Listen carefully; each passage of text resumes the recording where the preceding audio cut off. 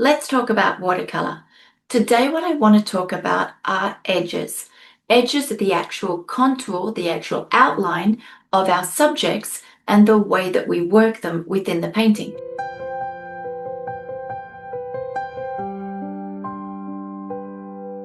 Today, what I want to talk about are edges, the actual outline of your shapes within the painting.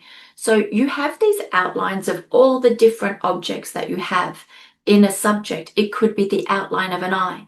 It could be the outline of a tree. It could be the edge, the outer edge of a house, of a car, of a pot. So that outer edge of your subject is actually one of the tools that you can use within your painting to create what I call a hierarchy of shape. So let's come back to that in a second. These edges, we can paint them with a defined edge. So that means that that's a very precise edge. You can really see that outline. Or you paint these outer edges with a sort of soft edge, which means that they're visible, but not as much as if the outline was defined.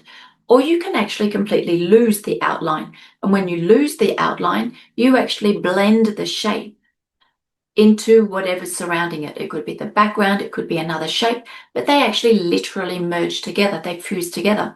Now, that is one of the strongest tools that we have in painting to attract the eye of the viewer and then to guide the eye of the viewer throughout the painting. So we actually use the outer edge, the outline of these smaller objects within the painting to attract eye, to push the eye, to guide the eye. They're not just different objects that are positioned anywhere for no reason. We will use these edges of whichever shapes that we feel are necessary to create the hierarchy that we're wanting in our painting. This hierarchy is basically our decision. You're not really wrong about a hierarchy. It's just basically the way that you choose to put it together and the way that you apply it, which will make it work better or less. So it's a little bit more of a complicated subject, but that's why we're going to talk about it. The other element, which is actually very much connected to this, is tonal value contrast.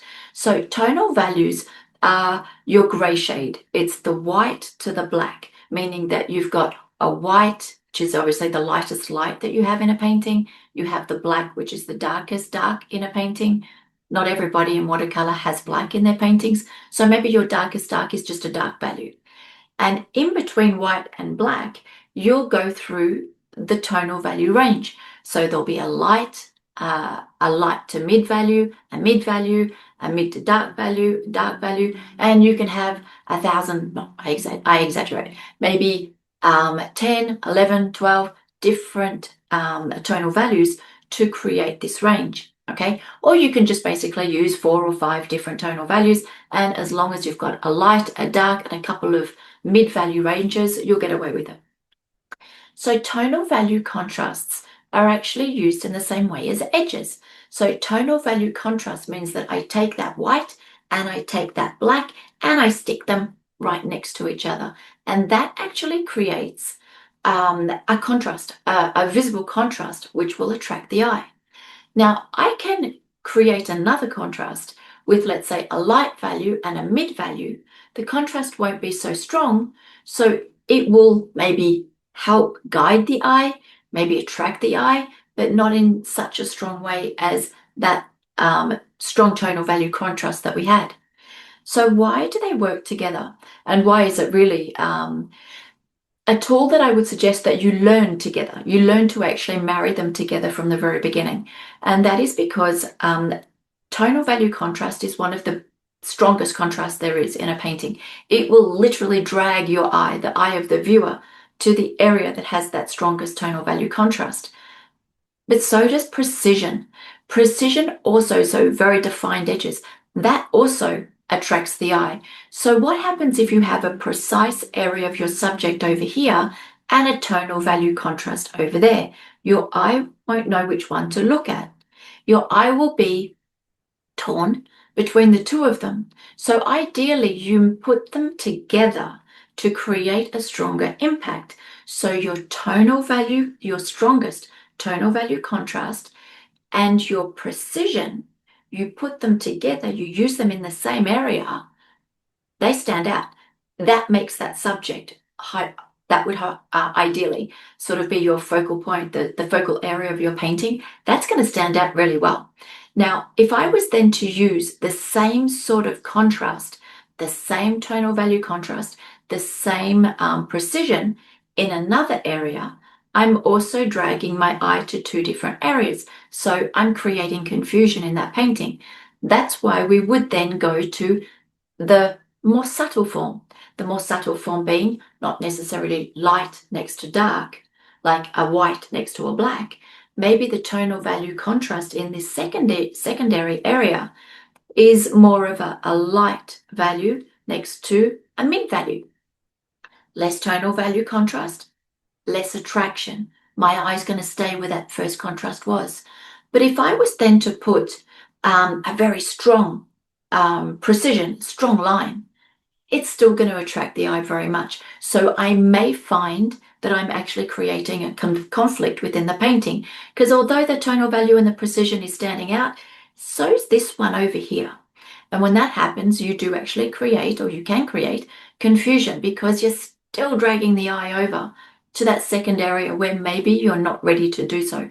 So when you put your suggested shapes, those which don't have that defined edge, then go down a level with the tonal value contrast, meaning you're putting a light value next to a mid value, or a mid value next to a dark value, but you're not putting those strong tonal value contrasts over in that area with the suggested shape.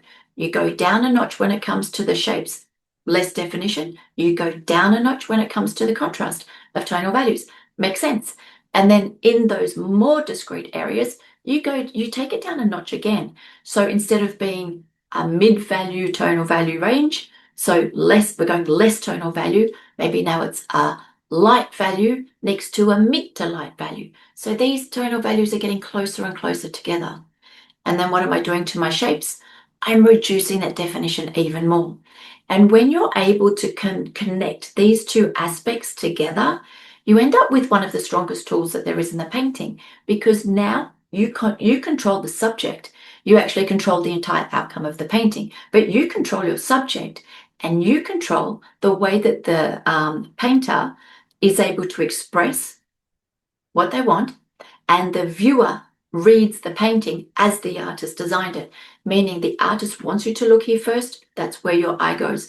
Then the artist wants your eye to move across the composition to this area, that's where they're going to go. So you're literally getting the viewer to read the painting the way that you want to.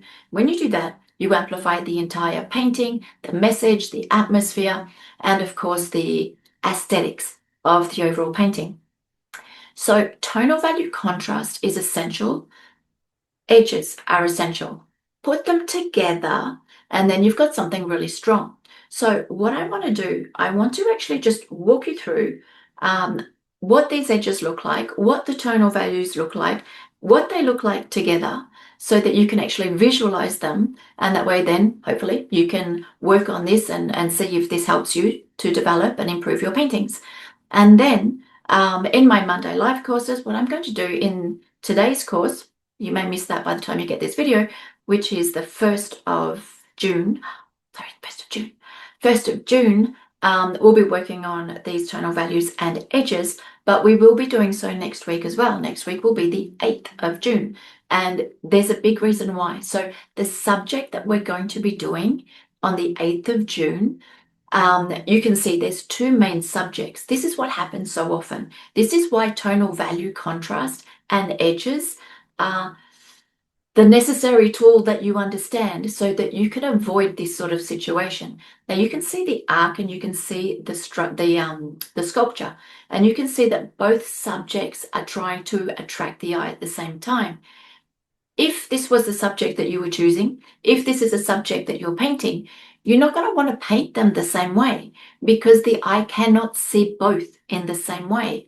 So you would be doing what? You would be, of course, using your tonal values and your edges to attract the eye where you want to, and then move the eye to another area of your painting, perhaps to the other subject, perhaps even to somewhere else. So First of all, let's understand how it works in practice, and then let's start applying it in your paintings. All right, let's jump to my paper. Okay, so here's my material. It's always pretty much the same. Brushes may change. My palette depends on where I am. This is my traveling palette. This is, however, this is Arches 300 grams. So it's fine grain and it's 100% cotton. If you're wanting to really play with edges, those fused and lost edges, then I would suggest that you work with 100% cotton. When you're working with a cellulose paper, you will not achieve the same graded fused edge as well as you will on a cotton paper. So let's get rid of all these for now. And what I want to do is I actually want to walk you through this process. So what I want to show you is what these tonal value contrasts look like, and then what the different edges look like. And then when we combine them, how much impact one gives compared to the other. Because it's really when you do it that you understand it, because but it's painting, so it's visual. So let's do the first one. Let's start with tonal value contrast. Tonal value contrast, let's just say we'll do a tonal value chart. Let's start off with a tonal value chart. So I'm just picking up, this is my ultramarine blue. This is a little bit of burnt sienna. And I am going to want this color to go dark. So I'm actually going to stick some purple in there as well. Let's just grab a little bit of Windsor green. Okay, so this is going to be my dark. Okay, so you can see that actually comes up with something pretty dark. Let's grab a little bit more paint still. Okay, and my darkest dark is going to look pretty dark. I'm going to dilute just by rinsing my my brush until I get to a lighter value. All right, so this is basically getting me to move from my darkest dark through the mid values. Let's bump this one up a little bit, down through my light values, all the way to basically something that you can barely see. So what we have here is my tonal value range for the color that I'm using. So this will be our guide. So this is my lightest value. Let's put it in there. This is my darkest value. All right. So what if I wanted to create a tonal value contrast, I would take my lightest light, or actually the white of the paper, and stick it next to my darkest dark. So it would look a little bit like this. Mixing my color again. Could have just actually used one color, but I actually don't really use pure color that much, actually, often. Mix my colors just because I just like the different shades they make.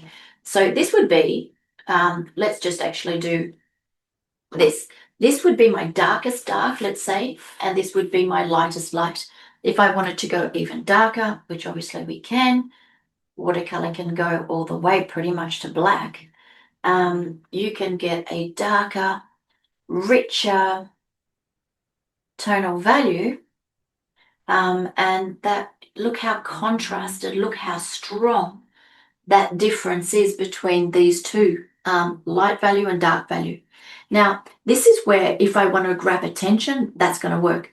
Now let's do the same idea over here. Let's actually put two boxes in. All right, same idea over here. And let's do less contrast. So that's a lot of contrast. That's pretty much the strongest contrast I can get. And let's do something which is less.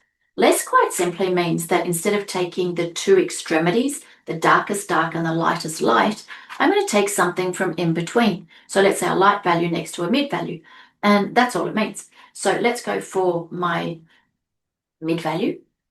So this is a sort of a mid value. It's not a dark value. It's not a light value. It's in between. Obviously, as it dries, it'll go a bit lighter. And next to it, I'm going to put a light value. All right. So let's stick a light value next to it. I'm not mixing those together. I've actually left a little bit of a white line there. So you can see that if I just get that line a little bit stronger, there we go. You can see that these two attract the eye much more than these two, because these two tonal values are quite similar. So they don't jump out at you.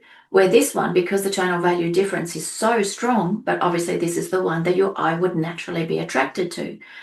If we do the same thing with edges, you'll see how similar they are and why it's just such a good idea to be working on both of them. at the same time. So let's do 2. So now we're applying the idea of soft edges and hard edges. Same idea. So I'm going to take the strong tonal value contrast that I had. Okay, you can see it here with a hard edge. So now I'm going to do the same tonal value contrast, but I'll soften the edge. I'll leave that one there so you can compare it. So let's just grab enough paint to get that dark value in. Okay, so this is basically what I have here. Okay, this is what I have here. But if I'm saying that if I wanted to grab the attention more, I would leave the contrast with that hard edge. That way that jumps out. If I wanted to have this jump out at the viewer a little less, all I would need to do is just literally soften the edge. Because by softening the edge, you actually create a little transition from one to the other. And so it just doesn't attract the eye as much. You can see it straight away. The hard edge makes that tonal value contrast, that area, jump out so much more. The tonal values are the same. The dark is the same dark, the white is the same white, but just by softening that line in between, this actually seems to be so less visible than this one. This, however, look at that. These two edges, they're, I can't really say it's defined. I will make this one a little bit more defined. I'm going to cheat. I'm going back into this because it did fuse a little bit. Okay, so just pretend I didn't do this. Okay, so just pretend that this was perfectly done. There you go. That was perfectly done. It's just that it fused a little bit here. So you can see how there's a mid value next to a light value. There is a defined line in between the two of them. So that contrast is stronger. If I was to have more of a fused edge here, so let's go back in and do it again. Okay, so I'm looking for a mid value, not a dark value. Let's go to a mid value, a little bit darker. Okay, keeping it nice and fluid, a little bit of a different color, but that's okay. Okay, mid value. Okay, so first of all, let's just do a defined edge so you can see the difference. Let's rinse that, put a light value, same color, just a light value in here. And this time I will not touch the edge. Well done, Jenny. So that you can see that hard edge. All right. Now, if I decided that that's too strong a contrast because I'm wanting to be more subtle in the area that I'm putting this, I just need to reduce the edge. And by reducing that edge, what's happening? Same thing as here. I'm creating a transition. So instead of the dark being next to the white, there's sort of a mid value in between. And same thing here. They're literally blurring together. It's almost looking like it is a transition from this darker value gradually over to the light value. So hopefully that will show you that the edge, the hard edge, works very well with the strong values or lighter values. It doesn't really matter. But it attracts the eye more when you have the two together. The strong tonal value and the hard edge attracts the eye more than the strong tonal value with a softer edge, just as it does here.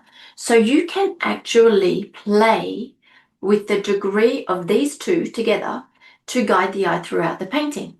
And when you do that, you actually create what I call the hierarchy of shape. So if I was to do, let's just say, a little landscape, very little one, let's change papers. We'll let that dry for a second. All right, let's let that dry and let's do something really small, really simple. All right, so simple is always good. Let's draw a little landscape, horizon line. Let's put just some loads of trees in. Let's put a path in. Let's put a path in here. We're keeping it as basically as simple as we possibly could. And with this, what I'm trying to do, let me turn my light down so you can see a little bit better. You'll see as the color comes on, because my pencil actually isn't that dark. I put the pencil line on a bit darker, you can see better. All right, so what I could be doing now is I could just be playing with my edges to make one part of the painting, let's say, stand out more. So let's start with this, and let's say that I'm trying to bring the eye of the viewer to this area. Yes, it's in the middle of the page. Yes, that's fine. And in this painting, that's the way I'm choosing to do it. I don't worry about putting my focal point in the middle of the painting. I do it all the time. So here, I'm literally going to wet my sky all the way to the horizon. All right, I'm just going to put in a basic blue sky, and that's just really ultramarine green shade, pure. Okay, that's already giving me that nice graded wash. From there, maybe I'm going to create already some sort of let's say down here is water. Let's say that this is the water's edge. All right, so here I've got my water. I did not wet the bottom of the sheet, which is why I've got these harder edges. Otherwise it would have fused. And let's say this is sand over here, okay? Let's put these cliffs, trees, whatever you want in this, this part of the painting. And then all I'm trying to do is create softer edges here so the eye looks less to this side, more hard edges in this area to bring the eye over here. Okay, we perfect this. We will perfect this in the live courses, but this is just to give you a head start, and for whoever else is wanting to have a little bit more information. And as we move forward with this video series, you're going to find there's so much stuff happening. So think of subscribing to the channel because you're going to want to get the next videos. All right, actually helps other people see the videos as well. So you can even like them because that means they get distributed a little bit more. Let's go for now more contrast, less contrast. And as I come into more tonal value contrast, I will actually create more definition. So now I'm picking up literally more paint, and I will create a stronger tonal value contrast. Can you see it? Can't miss it, can you? Don't need to do it everywhere. Doesn't need to be for going over a big surface of the paper. But I am wanting to create a little bit of an extra contrast in this area, which I decided was my focal point. You can see it straight away. That harder edge with the stronger tonal value brings the eye straight to there. It took me 1 second, 2 seconds, 3 seconds perhaps to do it, but you can see how easy it is. And then from there, but I just keep basically working that same principle. Stronger tonal value, harder edge, softer edge, less tonal value contrast. And there you have it. My little painting, as simple as it is, will attract the eye basically where I'm wanting to. If I find there's too much tonal value, tone it down. If I find that I need a little bit more contrast, boost the contrast. So edges and tonal values work together. If you work your tonal values and edges together, you're going to get a stronger impact. So I hope that helped. I'm just going to play with this, and I will see you next week.